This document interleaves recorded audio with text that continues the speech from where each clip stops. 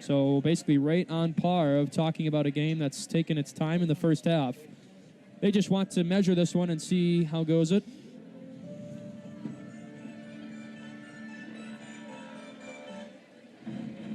Take a look at Luttrell getting back on this Cardinal starting unit.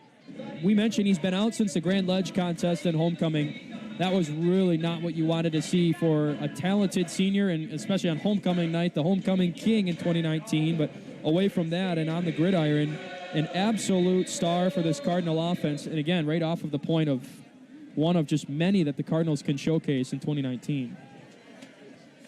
Really impressive numbers from the senior as he plays his final year of high school with Davison. Clock runs, just set for the extra point. Kick is away, and it's way good.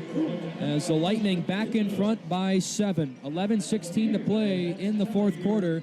And the Cardinal offense, again, facing a touchdown deficit, going to have to do it. We've seen Sullivan and Luttrell Fordham this year really combine some nice stats, but the Cardinal passing game hasn't really been here tonight. And you think if any time to get it going, it would be now here on this drive, or at least in the fourth quarter. So far from Sullivan, we've seen over 2,000 yards, 28 touchdowns, 7 interceptions, and on the rushing side, he's got 34 attempts for 251 yards. He's got 7.4 average for each run and 5 touchdowns.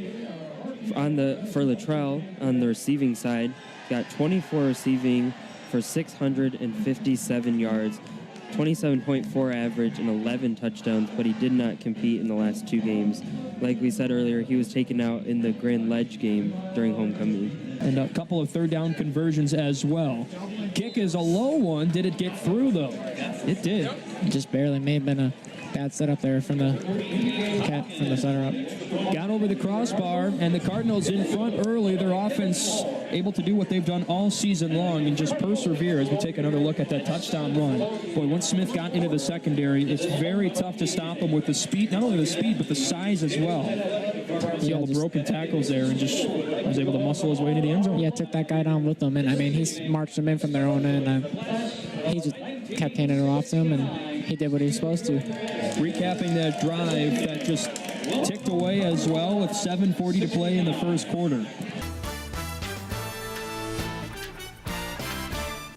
Our state champion football team took a different type of trip this week. Good afternoon, Davison. I'm Haley Croft. And I'm Jillian Tate. At the sound of the gavel, Michigan lawmakers recognize Davison as Division I state champs.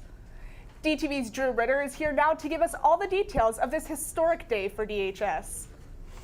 Thanks, Haley and Jill. On Wednesday, the Davison varsity state champion football team put down the weights for a day and headed out to the state capitol in Lansing. Coaches and players were recognized multiple times. Today at 7, our 14-6 hockey team hopes to follow up their win to Mount Pleasant by taking down the Freeland Falcons at the Bay County Civic Arena in Bay City. While our 8-5 boys basketball team hopes to bounce back from their loss against the Cavaliers, they face against the 7-6 Oxford Wildcats on the road.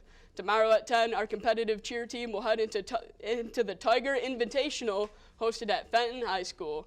And at 1, the bowling teams are set to take on the Midland Chemics on the road at the Northern Lanes in Sanford. And on Sunday, the Palms team will compete in the Class A Division II states at Eastern Michigan University. Good luck to all our teams competing this weekend. Speaking of Twitter polls, Monday we wanted to know if you were going to be tuning into this year's Oscars Awards. 23.5% of you said you'd tune in, popcorn ready, while 52.9% were not interested, and the remaining 23.5% were left wondering, who's Oscar? Over on Facebook, though, 63% are watching, and 37% said Leonardo DiCaprio no.